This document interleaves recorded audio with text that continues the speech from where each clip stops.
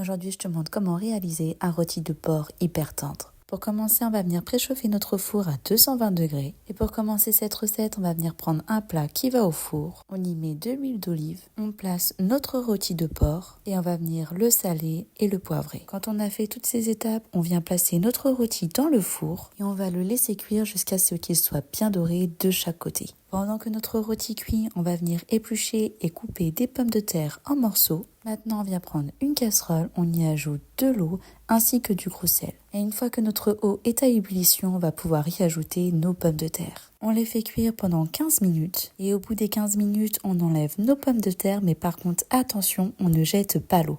On en aura besoin sûrement tout à l'heure. Pendant que nos pommes de terre cuisent, on va venir éplucher et couper un oignon en petits morceaux. On n'oublie pas de regarder et de tourner de temps en temps notre viande. Et quand notre rôti de porc est bien doré de chaque côté, on vient l'enlever. Dans notre plat, on va venir ajouter un peu d'huile d'olive. On y met nos oignons.